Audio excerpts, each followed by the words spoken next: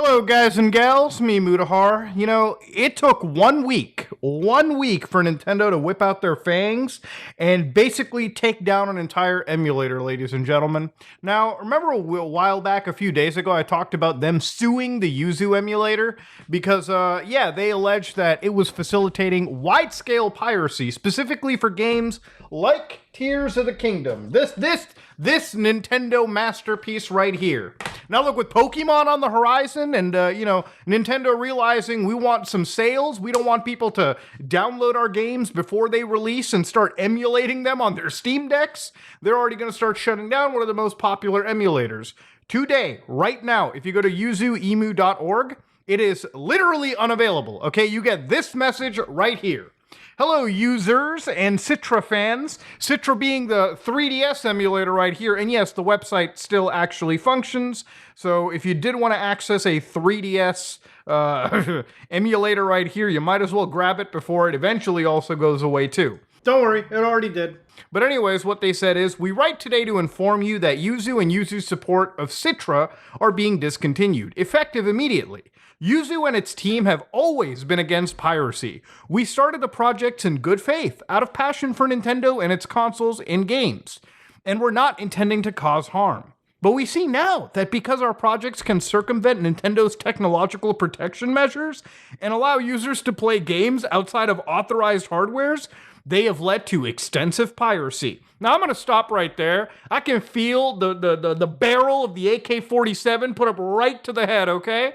All right, the Nintendo jihadists have jumped in, ready to lay waste to these emulator developers. How are you, an emulator developer, not realizing that, oh shit, there's gonna be piracy? It's gonna happen. To give you an idea, and again, this is me being very objective, Yuzu did provide a step-by-step guide on how to circumvent Nintendo's, technological measures and back up your BIOS files, your production keys, the necessary firmware information for the emulator to function. For quick context sake, when you downloaded Yuzu or any Switch emulator, it's not as if you could drop an ISO file into the emulator and whoa, it just worked out of the box. No, you needed to have an actual Nintendo Switch, you needed to run a piece of software on your actual hacked Nintendo Switch, dump its firmware files, and then copy that back over to your PC, plug it in the right folders, and then the emulator would run. It's like downloading a PS2 emulator, PCSX2. Without the PS2 BIOS firmware file, it's useless, okay? That's how it works. So again, for a lot of emulators, you do need firmware files that should be legally obtained. And I'm not going to pretend to say that a lot of people probably don't just download BIOS files randomly over the internet. Not everyone is like me, nerdy enough to have actual hardware with the actual hacks available so you can back up your BIOSes yourself, right? I get that. For them to write this now it definitely is like the lawyers told them to write this, okay? This is like gun pressed to your head. In particular, we've been deeply disappointed when users have used our software to leak game content prior to its release and ruined the experience for legitimate purchasers and fans. So, to give you another bit of context, a lot of this was centered around Tears of the Kingdom. This game leaked, I want to say, 2 weeks before it actually launched on 4chan. Somebody in the distribution chain for the physical copies grabbed a hold of a copy of this game, went to their hacked Switch, dumped the cartridge onto the internet, and then people could download the cartridge and just plug it into these emulators. Now, at the time, this is a very key piece of context. Neither Yuzu, and I believe the Ryujinx developers, actually developed the emulator at the time to allow Tears of the Kingdom to run. This game would not run day one on an emulator. It did, however, work before the release date on an emulator when other people made patches and mods that you could then put into the emulator. Totally out of the control of the developers for this emulator and whatnot. So that's the context I wanted to provide. We have come to the decision that we cannot allow this to occur. Piracy was never our intention, and we believe that piracy of video games and on video game consoles should end.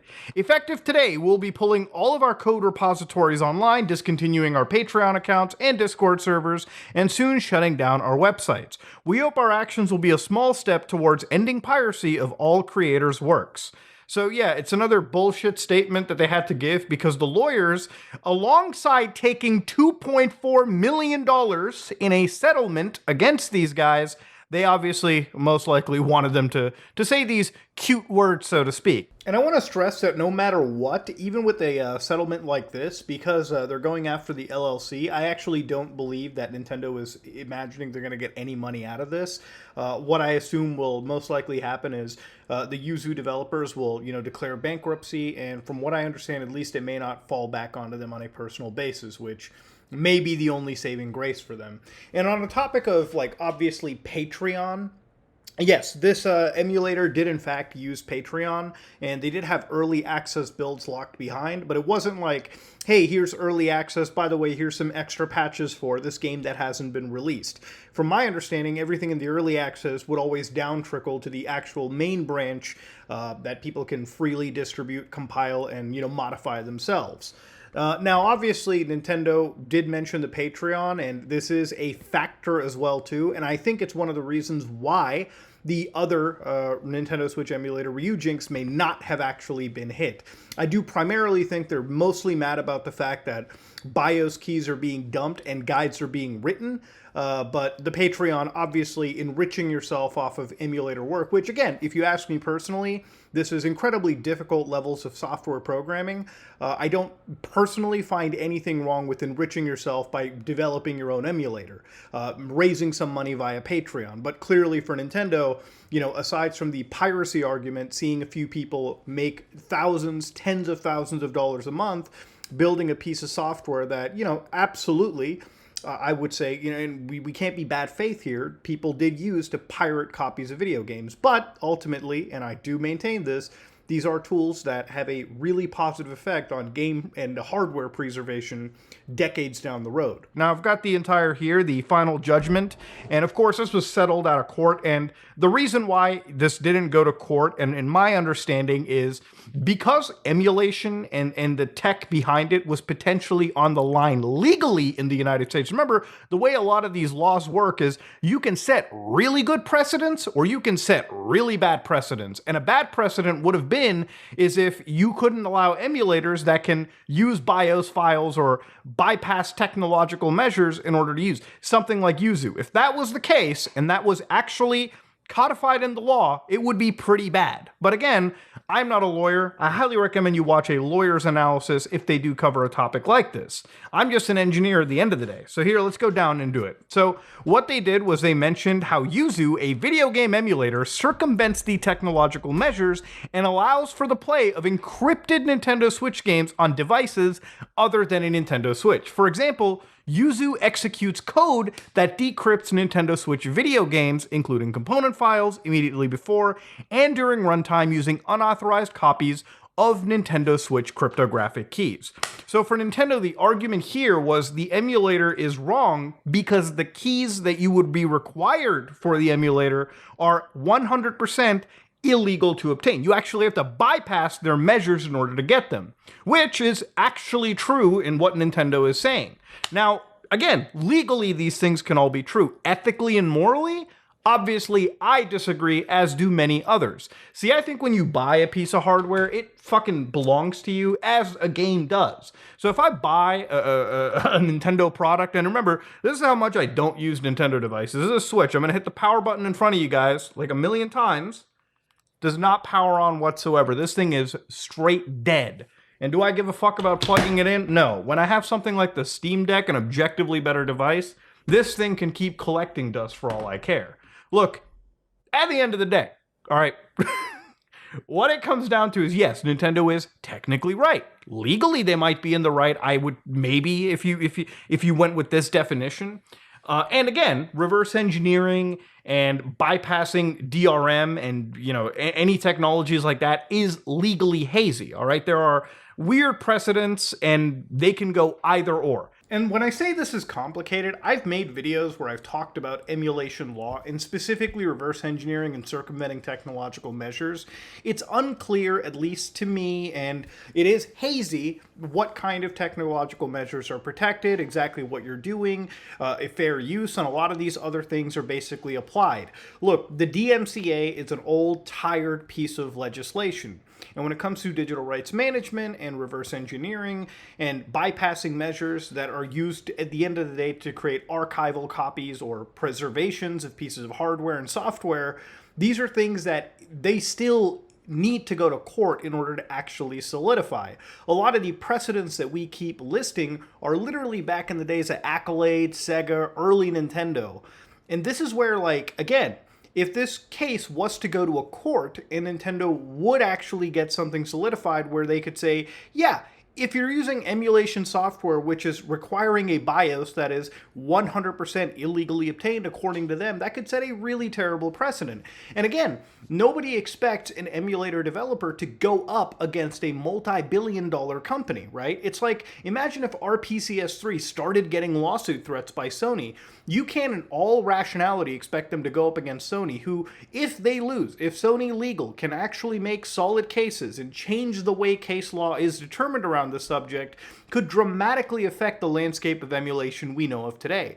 This is the kind of weird world that we're into. So that's why settlements like this tend to happen, and in some cases, they may be the best possible route. Look, at the end of the day, Yuzu is shut down, but because this is an open source project, the files are still floating around, there's plenty of forks still available, and even if you can't use Yuzu, let's say that Yuzu is going to be scorched earth off of the internet, then you have Ryujinx and at least other projects that, for now, Nintendo hasn't touched. The fact that this doesn't add to like any case law or any precedent is, I guess, the only silver lining in the situation. It really does feel that in Nintendo's eyes, Yuzu and the fact that they made money through their Patreon, the fact that they taught people explicitly how to get those Switch keys is what they were most angry about. And maybe they're preparing for the new Pokemon game, the Swan Song Switch title. Maybe they want to get rid of as much possible piracy that they feel is going to happen. And this isn't obviously discounting the fact that Nintendo Switch mod chips are still alive and well,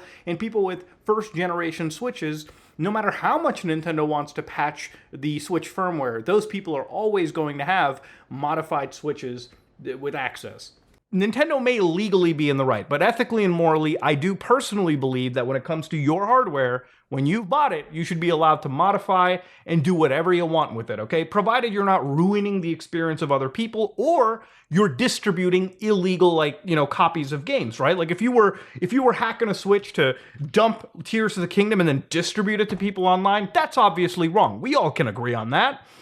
When you're, you know, hacking this device to, you know, cheat online, you know, against multiplayer sessions, that's obviously wrong. But again, if you modify it so you own and you can dump your own games, I think that's a far cry different than anything else. Again, you know, for people who say this is only used for piracy, again, I'm sure that there's people that pirate software, okay, through this stuff.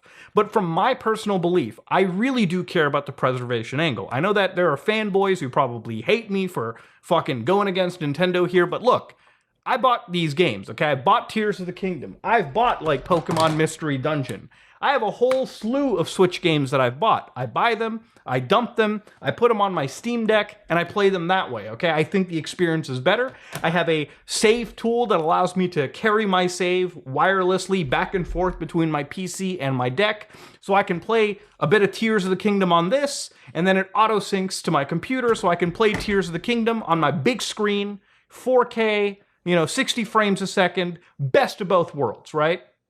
Anyways, to go back to this lawsuit, the court further orders, upon Nintendo's election and to the extent controlled by defendants, the destruction by deletion of all circumvention devices, including all copies of Yuzu, all circumvention tools used for developing or using Yuzu, such as Tegra RCM GUI, Hecate Atmosphere, Lockpick RCM, ND Dump Tool, NX Dump Fuse, and Tegra Explorer. So all copies of Nintendo's cryptographic keys and production keys. So yeah, they're also listing all the software you would need in order to get those keys that you could then use underneath Yuzu. So again, what had happened during this and what I really think Nintendo was going after was obviously Yuzu having a guide to teach people how to do this. You know, a monkey could pick up a hackable Nintendo Switch, follow the guide, and have their production keys in, I would say, 30 minutes or less. Now, it's wild, too, where I think, man, what are they going to do? Are they going to target, like, YouTubers? Like, there's people like Linus Tech Tips, 2.6 million viewed video, "Take this down, Nintendo, I dare you," where he not only shows you the entire process of, like, dumping your actual jailbreak, pulling the games off of it, and then also setting those same games up on a Steam Deck, a device I would consider a direct competitor to the actual, like, Nintendo product. Now, I'm not here wanting Linus to actually get hit. At the end of the day, I understand why he made this. He also has the same understanding of ethics in regards to owning your hardware and basically doing whatever you want with it. But Nintendo, if they're taking down an emulator, they might even think of taking down YouTubers as well, too. So if you're somebody that's making this kind of content, I would strongly reconsider Nintendo stuff. It's one of the reasons why whenever I talked about Yuzu or like emulating Nintendo stuff, I would literally try not to use Nintendo games. Just because I know that's giving their legal team a little inch, a mile, so-called, whatever you want to say. And that's why I'd always stay away from Nintendo stuff personally, because I know my stance on emulation and game preservation, and it obviously does not align with whatever the fuck Nintendo wants, okay?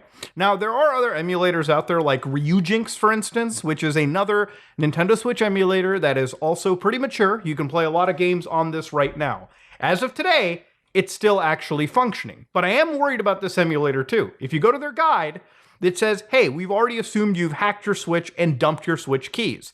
This link actually reads to a little wiki on their own GitHub repository where they go through the same spiel that Yuzu ended up actually getting sued for. So to be honest with you, I really, really hope these companies start removing this kind of stuff, because clearly you just can't have instructions on how to bypass technological measures. So, you know, yeah, Nintendo took down one of the most important pieces of tool in preservation. And look, at the end of the day, it is preservation. At some point, the Switch is going to be as old as the Super Nintendo, the PS1. And games like Tears of the Kingdom are going to be as old as games like Ocarina of Time are today. You know, at some point, 20 years down the road, you probably do want to play these games and have access to them without the dependency of big corporate gaming companies. You know, there's a lot of companies like Sony that outright forget entire libraries of video games, right? Like, you know, you can play Metal Gear Solid 4 on official PlayStation stuff currently on the market. You might be able to game stream it, but that's not a viable way to ever preserve a video game. You know, it's kind of like if there was a PS5 emulator and Sony shut it down because they're like, it facilitates piracy. And I can understand the argument, but at the end of the day, this stuff is designed, in my opinion, to be preserving pieces of hardware that have a finite lifespan on them. Look, imagine if a game like Final Fantasy VII Rebirth, let's say it never got a PC release, and it's stuck entirely on the PS5. Wouldn't you want an emulator? You know, to at least down the road know that, hey, when 10 years later, when I can have the computer that can emulate a PS5, I can at least have that game preserved down the road. You know, it doesn't ever go missing. It's that kind of stuff that I think about, right? Because the Switch is never going to be around forever. Those games, you know, depending on if Nintendo wants them backwards compatible or not, who knows? And hey, these are companies, Nintendo, Sony, and Microsoft. They all use emulation for their own advantages as well, too. You think the virtual console is magic? No, it's all emulation. I don't know. I can understand not wanting piracy. I always decry piracy when I talk about this kind of stuff. I care more about the preservation angle of it, and this escalation by Nintendo, just not good to see, man. But hey, I want to know what you guys think about it in the comment section below. If you like what you saw, please like, comment, and subscribe. Just like if you dislike it, I am out.